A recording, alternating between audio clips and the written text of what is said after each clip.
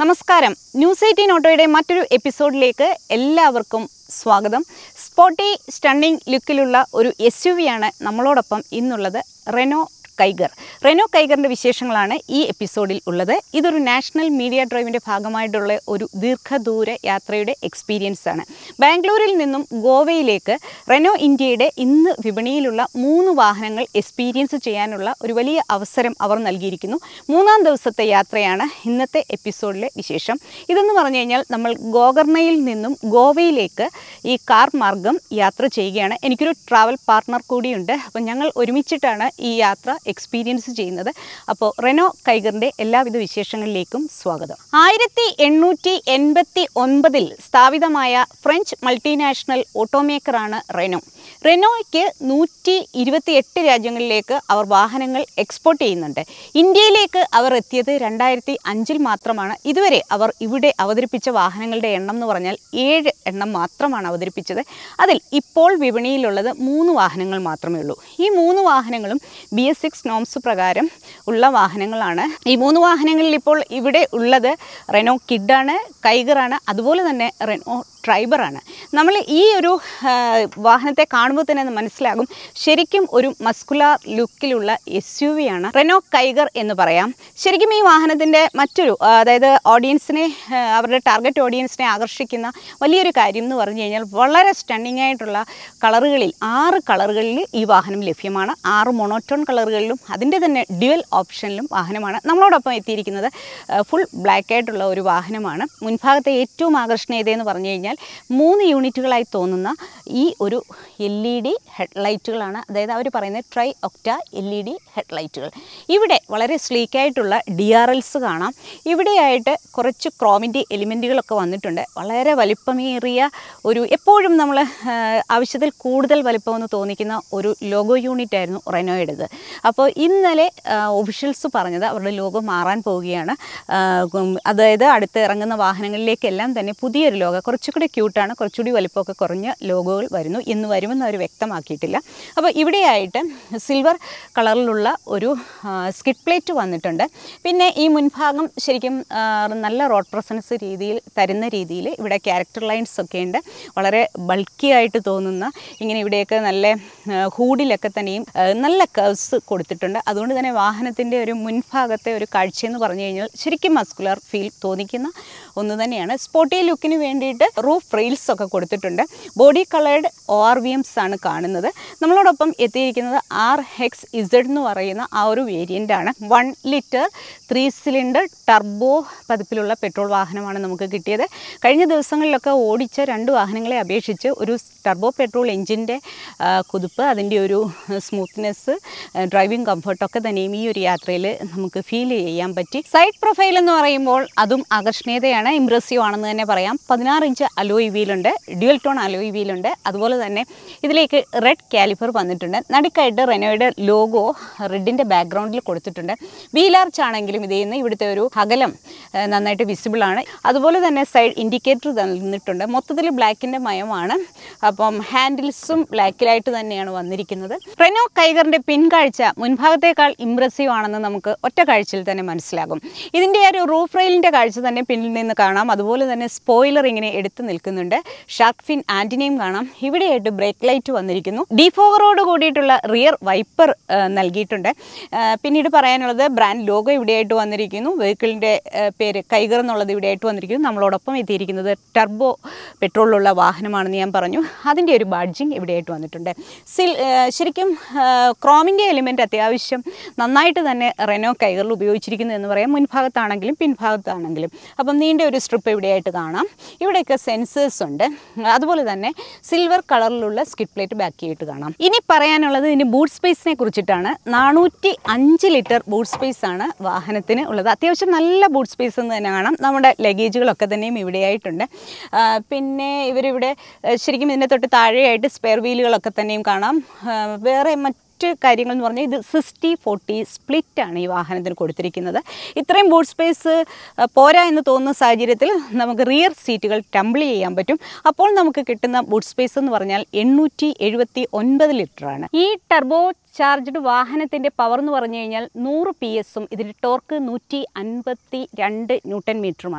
ഈ വാഹനത്തിലേക്ക് ശരിക്കും cruise control കൊണ്ടുവന്നിട്ടുണ്ട്. അതുപോലെ തന്നെ ഒരു റോട്ടറി നോബ് നൽകിയിട്ടുണ്ട്. പല ഡ്രൈവ് മോഡ്സിലും നമുക്ക് ഈ വാഹനം ഓടിക്കാൻ പറ്റും. അപ്പോൾ ശരിക്കും ടർബോ വാഹനം കിട്ടിയ സന്തോഷത്തിൽ ശരിക്കും നമ്മൾ സ്പോർട്സ് മോഡിലൊക്കെ തന്നെയാണ് ഈ ഓടിച്ചത്. ഫ്യൂൽ എഫിഷ്യൻസി അത്യാവശ്യം പല മോഡുകളിലിട്ട് നമ്മൾ നോക്കി, പല സ്പീഡുകളിലിട്ട് നോക്കി. എന്നാൽ പോലും അത്യാവശ്യം ഡീസൻ്റ് ആയിട്ടുള്ള 18 കിലോമീറ്റർ ഫ്യൂൽ എഫിഷ്യൻസി എങ്കിലും ഈ വാഹനത്തിന് കിട്ടുന്നുണ്ട്. അതുപോലെ തന്നെ പറയാൻ വിട്ടുപോയ ഒരു കാര്യമാണ്, ഇതിൽ ശരിക്കും പുതുതായിട്ട് അവർ ആഡ് ചെയ്തിരിക്കുന്ന ഒന്നെന്ന് വെച്ചാൽ വെൽക്കം ഫംഗ്ഷനും ഗുഡ് ബൈ ഫംഗ്ഷനും ഇതിൻ്റെ സൈഡ് ORVMലേക്ക് കൊണ്ടുവന്നിട്ടുണ്ട്. ഇത് ഓട്ടോ ഫോൾഡാണ്.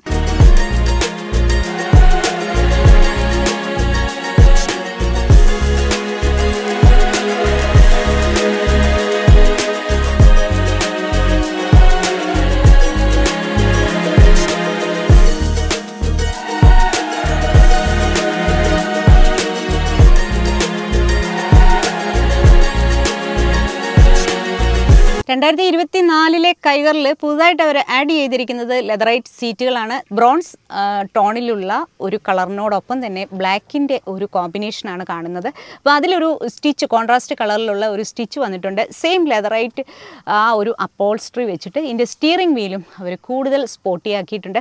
ശരിക്കും ഇതൊരു നമുക്ക് കിട്ടിയിരിക്കുന്ന ബ്ലാക്ക് കളറാണ്. അപ്പോൾ ഇതിൻ്റെ ഒരു സ്റ്റിയറിംഗ് വീൽ ക്യൂട്ടാണെന്ന് പറയാം. ഡീക്കട്ട് സ്റ്റിയറിംഗ് വീലൊന്നും അല്ല, 3 സ്പോക്ക് സ്റ്റിയറിംഗ് വീലാണ്. അപ്പോൾ അതിനകത്തേക്കൊക്കെ തന്നെയും ഗ്ലോസി ബ്ലാക്കിലുള്ള കുറേ എലിമെൻറ്റ്സ് വന്നിട്ട് കുറേ കൂടി പെർഫെക്റ്റ് ആക്കിയിട്ടുണ്ട്. ഫ്രഞ്ച് ഓട്ടോമേക്കറായിട്ടുള്ള റെനോയുടെ എല്ലാ കാറുകൾ കാണുമ്പോഴും നമുക്ക് ശരിക്കും അതിനൊരു ബോഡി ഫ്രെയിമിൽ വളരെ കരുത്ത് തോന്നും. നമ്മളെപ്പോഴും പറയും വാഹനങ്ങളുടെ ഒരു എന്താ പറയുക, ഒരു സ്ട്രെങ്ത് നമുക്ക് ഫീൽ ചെയ്യുന്നത് അതിൻ്റെ ഡോർ പാനൽസിലാണെന്ന്. ശരിക്കും നല്ല ഭാരമുള്ള നല്ല ഡോർ പാനൽസ് എന്ന് തന്നെ പറയാം.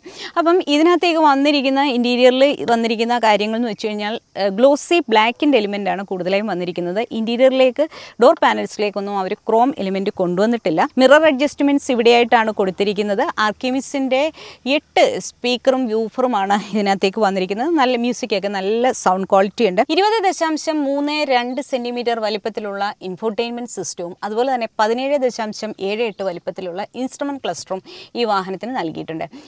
ഡാഷ്ബോർഡ് അത്യാവശ്യം നീറ്റായിട്ടെല്ലാം ചെയ്തിരിക്കുന്നു എന്ന് പറയാം. ഇവിടെ ശരിക്കും സിൽവറിൻ്റെ ഒരു സ്ട്രിപ്പ് കാണാം, സിൽവർ ടോണിലുള്ള സ്ട്രിപ്പ് കാണാം. അത്യാവശ്യം വലിയ ഗ്ലൗ ബോക്സ് ആണ് ഇവിടെ കാണുന്നത്. പിന്നെ ഈ AC ക്രമീകരണത്തിനും മറ്റുമായിട്ട് അവർ റോട്ടറി നോബുകളാണ് കൊടുത്തിരിക്കുന്നത്. ഇവിടെ അത്യാവശ്യം ഗ്രിപ്പോട് കൂടിയിട്ടുള്ള ഒരു സ്റ്റോറേജ് സ്പേസ് കൊടുത്തിട്ടുണ്ട്. ഫോണുകൾ പ്ലേസ് ചെയ്യാം. വയർലെസ് ചാർജിങ് ഈ വാഹനത്തിലേക്ക് നൽകിയിട്ടുണ്ട്. Gear knob ക്യൂട്ടാണ്. അതിനകത്തേക്കും ആ ഒരു ലെതറൈറ്റ് എലിമെൻറ്റ് വന്നിട്ടുണ്ട്. ഈ ഒരു കളറിൽ സ്റ്റിച്ച് വന്നിട്ടുണ്ട്. അപ്പം ഇവിടെ അത്യാവശ്യം നമ്മൾ സാധനങ്ങളൊന്നും വലിച്ചിടാതിരിക്കാൻ വേണ്ടിയിട്ട് ഇങ്ങനെ ക്ലോസ്ഡ് ആയിട്ടുള്ള ഒരു പ്രൊവിഷൻ കൊടുത്തിട്ടുണ്ട്. അത് വളരെ നല്ല ഒരു കാര്യമായിട്ട് തന്നെ പറയാം.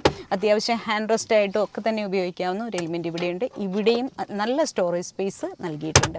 സീറ്റുകളുടെ കാര്യം ഞാൻ നേരത്തെ പറഞ്ഞു. അത്യാവശ്യം നല്ല സപ്പോർട്ട് ചെയ്യുന്ന സീറ്റുകൾ തന്നെയാണ്. നല്ല ഡ്രൈവിംഗ് പൊസിഷനുണ്ട്. ഒരു SUVയുടെ എല്ലാ ഗുണങ്ങളും അവർ നൽകിയിരിക്കുന്നു. ശരിക്കും കോ ഡ്രൈവറുടെ സൈഡിലായിട്ട് മിറർ കൊടുത്തിട്ടുണ്ട്. ഇൻസൈഡ് ലാമ്പുകൾ കൊടുത്തിട്ടുണ്ട്. പിന്നെ റൂഫ് ലാമ്പ് കൊടുത്തിട്ടുണ്ട്. ഇത്രയൊക്കെയാണ് മുൻനിരയിലെ വിശേഷങ്ങൾ. വാഹനത്തിൻ്റെ ക്യാബിൻ സ്റ്റോറേജ് സ്പേസ് 29 ലിറ്ററാണ്. ഇതിനകത്തേക്ക് എയർ പ്യൂരിഫയർ വന്നിട്ടുണ്ട്. ഓട്ടോമാറ്റിക് AC വന്നിട്ടുണ്ട്. പിൻനിര വിശേഷങ്ങളിലേക്ക് വരുമ്പോൾ ഏറ്റവും ഇംപ്രസീവായി തോന്നിയത് ഇതിൻ്റെ ഒരു വിശാലമായിട്ട് 3 പേർക്ക് ഇരിക്കാൻ പറ്റുന്ന ഒരു റിയർ സീറ്റ് അറേഞ്ച്മെൻ്റ് ആണ്. ശരിക്കും ഇത്രയും ലെഗ് റൂം കിട്ടിയിരുന്നുണ്ട്. അത്യാവശ്യം ഹെഡ് റൂമുണ്ട്. ഇവിടെ ഒരു ഹാൻഡ് ഗ്രിപ്പ് കൊടുത്തിട്ടുണ്ട്. ഇതിൽ ഒരു 2500 ഇതിൻ്റെ ഒരു വീൽ ബേസ്. അതിൻ്റെ എല്ലാ ഗുണങ്ങളുമാണ് നമ്മൾ ഈ കാണുന്നത്. പിൻനിരയിൽ 2 ഹെഡ് റെസ്റ്റുകളാണ് കൊടുത്തിരിക്കുന്നത്. രണ്ടും അഡ്ജസ്റ്റബിൾ ആണ്. അതുപോലെ തന്നെ നമുക്ക് ഇവിടെ കപ്പ് ഹോൾഡറായിട്ടും ഹാൻഡ് റെസ്റ്റ് ആയിട്ടും ഉപയോഗിക്കാം. ഇവിടെ വേണമെങ്കിൽ ഒരു ഫോൺ ഹൊറിസോണ്ടലായിട്ട് നമുക്ക് പ്ലേസ് ചെയ്യാം. പിന്നെ ഇതിൻ്റെ ഒരു പുതുതായിട്ട് ആഡ് ചെയ്തിരിക്കുന്ന ഈ ലെതറൈറ്റ് അപ്പോൾസ്ട്രി പിൻനിരയിൽ എത്തുമ്പോഴും നമുക്ക് വളരെ മനോഹരമായിട്ട് തോന്നുന്നു. 3 പേർക്കുള്ള സീറ്റ് ബെൽറ്റുകൾ കൊടുത്തിട്ടുണ്ട്. ഐസോഫിക്സ് സംവിധാനം കൊടുത്തിട്ടുണ്ട്. അത്യാവശ്യം മികച്ച ഡൈമെൻഷൻ തന്നെയാണ് ഈ വാഹനത്തിൻ്റെ എന്ന് പറയാം. 3991 mm ആണ് ഇതിൻ്റെ നീളം. അതുപോലെ തന്നെ 1750 ഇതിൻ്റെ വീതി. 1605 റൂഫ് റെയിൽ ഉൾപ്പെടെ അതിൻ്റെ ഒരു പൊക്കം അത്രയുമാണ്. പിന്നെ എനിക്ക് തോന്നിയത് അത് ശരിക്കും ഇതൊരു ഓൾ ബ്ലാക്ക് ഇൻറ്റീരിയർ ആണ്. ഇടയ്ക്ക് ക്രോമിൻ്റെ കുറച്ച് എലിമെൻറ്റ്സ് വന്നു. ഡോർ ഹാൻഡിൽസ് ഒക്കെ തന്നെ മൊത്തത്തിൽ കറുപ്പ് തന്നെ കൊടുത്തിരിക്കുന്നു. അപ്പം ഇതൊരു ബ്ലാക്ക് എഡിഷൻ വാഹനങ്ങളോട് എല്ലാ വാഹനപ്രേമികൾക്കും വല്ലാത്ത ഇഷ്ടമാണ്. ഇതിൻ്റെ ഒരു റൂഫും കൂടി ശരിക്കും കൊടുത്തിരുന്നെങ്കിൽ, ഇത് സ്റ്റെൽത്ത് ബ്ലാക്ക് എന്ന് പറയുന്ന ഒരു നിറമാണ്. അപ്പം അവർ വളരെ സ്പോർട്ടി ഫീലിന് വേണ്ടിയിട്ട് ശരിക്കും വീലിലൊക്കെ കാലിഫറും ഒക്കെ കൊടുത്തിട്ടുണ്ട്. അപ്പോൾ ഇതിൻ്റെ ഒരു റൂഫും കൂടി ബ്ലാക്ക് ആയിരുന്നെങ്കിൽ കുറച്ചും കൂടി ഇംപ്രസീവ് ആയിരുന്നേനെ എന്ന് തോന്നുന്നു.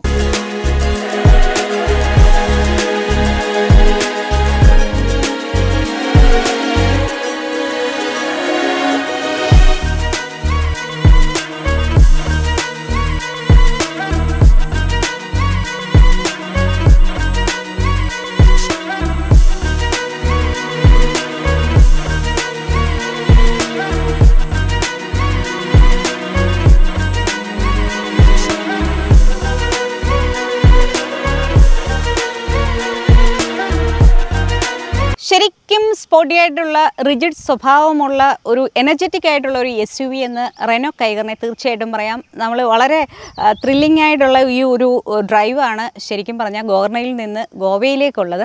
ഇതിൻ്റെ ഒരു എക്സ്പീരിയൻസ് എന്ന് പറഞ്ഞാൽ ടർബോ പെട്രോൾ എഞ്ചിൻ്റെ എക്സ്പീരിയൻസ് എന്ന് പറഞ്ഞു കഴിഞ്ഞാൽ എല്ലാ അർത്ഥത്തിലും ഇമ്പ്രസീവാണ്. പിന്നെ മികച്ച ഗ്രൗണ്ട് ക്ലിയറൻസ് കിട്ടി. 205 mm ആണ്.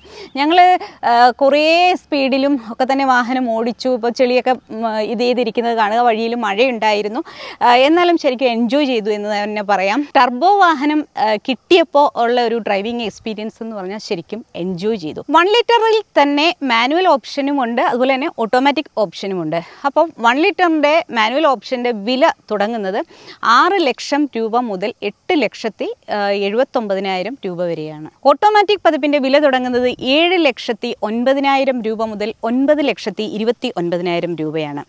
ഈ ടർബോ മാനുവലിൽ 2 വേരിയൻറ്റുകളാണ് കിട്ടുന്നത്. അത് 9.5 ലക്ഷം രൂപ മുതൽ 10.5 ലക്ഷം രൂപയാണ് അതിൻ്റെ വില. ടർബോ ഓട്ടോമാറ്റിക്കിൻ്റെ വിലയെന്ന് പറഞ്ഞാൽ അവർ അതിന് ടർബോ ഓട്ടോമാറ്റിക്കിന് കൊടുത്തിരിക്കുന്ന പേരെന്ന് പറഞ്ഞാൽ എക്സ്ട്രോണിക് CVT എന്നാണ്, കണ്ടിന്യൂസ് വേരിയബിൾ ട്രാൻസ്മിഷനിലുള്ള വാഹനം. ആ വാഹനമാണ് നമ്മൾക്കിപ്പോൾ കിട്ടിയിരിക്കുന്നത്. ശരിക്കും എൻജോയ് ചെയ്ത് നമുക്ക് ഓടിക്കാം. അപ്പോൾ അതിൻ്റെ വിലയെന്ന് പറഞ്ഞാൽ 10.5 ലക്ഷം രൂപ മുതൽ 11 ലക്ഷം രൂപ വരെയാണ്. റെനോ ഇന്ത്യ അനൗൺസ് ചെയ്തിരിക്കുന്ന ഒരു കാര്യം എന്ന് പറഞ്ഞു കഴിഞ്ഞാൽ നെക്സ്റ്റ് ജനറേഷൻ ട്രൈബറും കൈഗറും വരാൻ പോവുകയാണ്. അപ്പോൾ 2020 അവർ കുറേ അഡീഷണൽ ഫീച്ചേഴ്സൊക്കെ ഇതിനകത്തേക്ക് കൊണ്ടുവന്നു. അതിനകത്തേക്ക് ശരിക്കും പറഞ്ഞാൽ സേഫ്റ്റി ഫീച്ചേഴ്സ് 15ലധികം സേഫ്റ്റി ഫീച്ചേഴ്സ് സ്റ്റാൻഡേർഡായിട്ട് വന്നു. റെനോ ഇന്ത്യയുടെ വാഹനങ്ങളുടെ ഒരു പ്രത്യേകത എന്ന് പറഞ്ഞു കഴിഞ്ഞാൽ ഇത്തരം സേഫ്റ്റി ഫീച്ചേഴ്സ് എല്ലാം തന്നെ എല്ലാ വേരിയൻറ്റുകളിലും സ്റ്റാൻഡേർഡായിട്ട് ഉണ്ട് എന്നുള്ളതാണ്.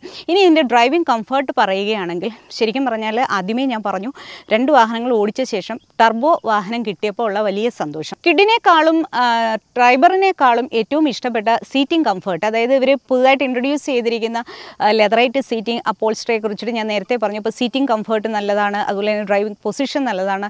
ഒരു SUVയുടെ എല്ലാ സ്വഭാവങ്ങളും അവർ നൽകുന്നു.